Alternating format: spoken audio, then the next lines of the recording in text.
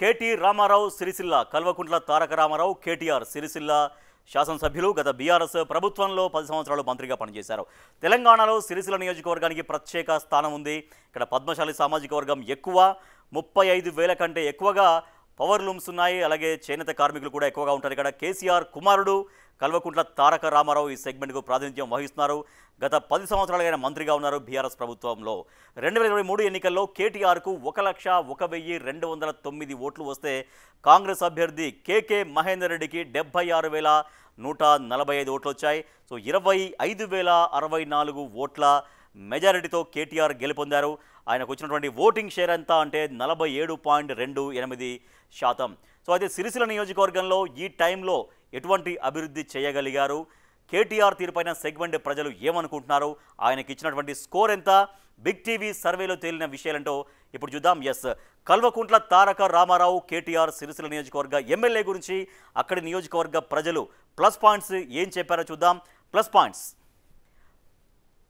Points చూస్తున్నాం. కేటీఆర్ చేసిన అభివృద్ధితో పాజిటివ్ ఇమేజ్ ఉంది. కేటీఆర్ ప్రాతినిధ్యం పైన జనం సంతృప్తిగా ఉన్నారు. చేనేతల కోసం కేటీఆర్ చేసినటువంటి పనులపై హర్షం. గతంలో బీఆర్ఎస్ ప్రభుత్వం హయాంలో ఆయన మంత్రిగా పనిచేశారు, అంటే చేనేత మంత్రిగా కూడా పనిచేశారు, ఆయన ఉన్నారు కాబట్టి. సో చేనేత కార్మికుల కోసం సిరిసిల్ల నుంచి ఆయన ప్రాతినిధ్యం వహిస్తున్నారు కాబట్టి అక్కడ కార్మికుల కోసం చేసినటువంటి పనుల పట్ల సంతృప్తిగా ఉన్నారు. నెక్స్ట్, ప్రభుత్వ విద్యా సంస్థలు అలాగే కాళేశ్వరం నీళ్లు కూడా మొత్తం సిరిసిల్ల నియోజకవర్గానికి తీసుకురావడంలో ఆయన సక్సెస్ అయ్యారు. ఎమ్మెల్యే క్యాంప్ ఆఫీసులో కంప్లైంట్స్ ఇచ్చేలా కూడా ఏర్పాట్లు చేశారు. స్థానిక నేతల ద్వారా కేటీఆర్ను కలిసేలా చొరవ. సో కేటీఆర్ని కలవాలంటే స్థానిక నేతల ద్వారా కలవడం అనేది అక్కడ నియోజకవర్గ ప్రజలకు ఇచ్చినటువంటి యాక్సెస్గా కనిపిస్తుంది. అది plus points. Next, market yard నిర్మాణం పైన జనం సంతోషం వ్యక్తం చేస్తున్నారు. గతంలో టెక్స్టైల్ పార్క్ స్థాపన జరిగింది. టెక్స్టైల్ పార్క్ అనేది గతంలో ఉమ్మడి ఆంధ్రప్రదేశ్ సమయంలోనే జరిగింది, కానీ దాన్ని కొనసాగించడంలో కూడా కొంతవరకు సక్సెస్ అయ్యారని చెప్పొచ్చు. ఇక ప్లస్ పాయింట్స్ చూసాం. మైనస్ పాయింట్స్ ఏంటి? బిగ్ టీవీ సర్వేలో కేటీఆర్ గురించి మైనస్ పాయింట్స్ ఏం చెప్పారో చూద్దాం. కేటీఆర్ను కలవలేకపోతున్నామన్నటువంటి అసంతృప్తి.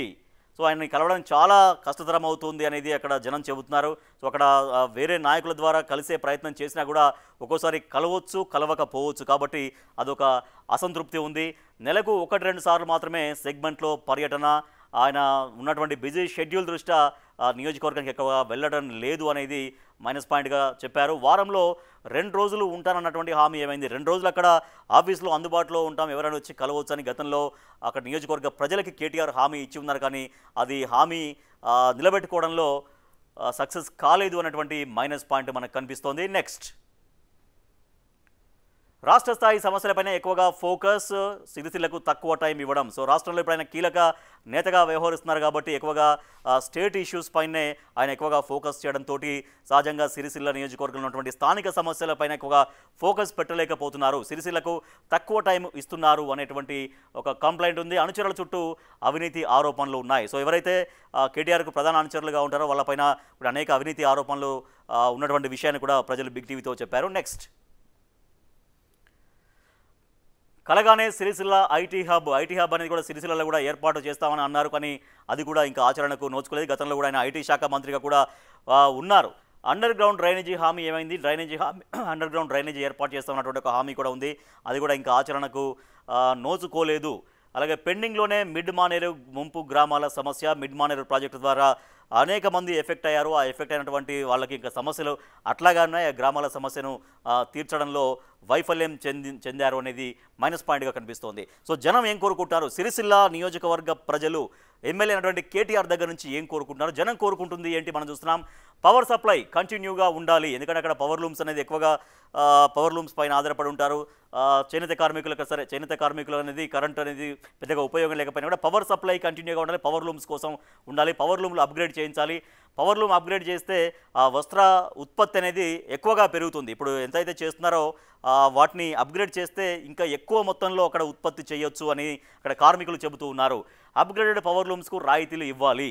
సో వాళ్ళ అప్గ్రేడ్ కోరుకుంటున్నారు. అప్గ్రేడ్ చేసినప్పుడు దానికి రాయితీలు ఇస్తే కనుక వాళ్ళకి చాలా వరకు హెల్ప్ఫుల్గా ఉంటుందనేది జనం కోరుకుంటున్నారు. నెక్స్ట్,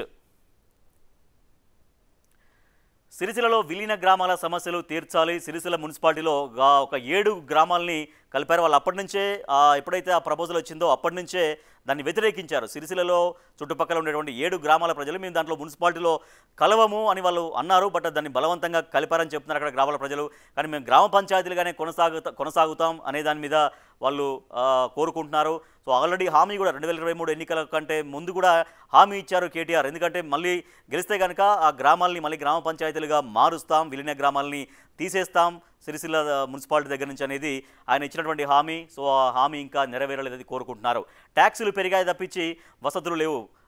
దాంట్లో మున్సిపాలిటీలో విలీనం కావడం వల్ల మున్సిపాలిటీ ద్వారా వచ్చేటువంటి ఏవైతే పెరుగుతాయో ట్యాక్సులు కావచ్చు, తర్వాత రకరకాల అంచనాల ఖర్చులు అవన్నీ కూడా పెరిగినాయి తప్పించి గ్రామాలకు పెద్దగా ఒరిగిందేమీ లేదు. కాబట్టి మమ్మల్ని మళ్ళీ గ్రామ పంచాయతీలుగానే మార్చాలని ప్రధానంగా 7 గ్రామాల ప్రజలు డిమాండ్ చేస్తూ ఉన్నారు. నెక్స్ట్,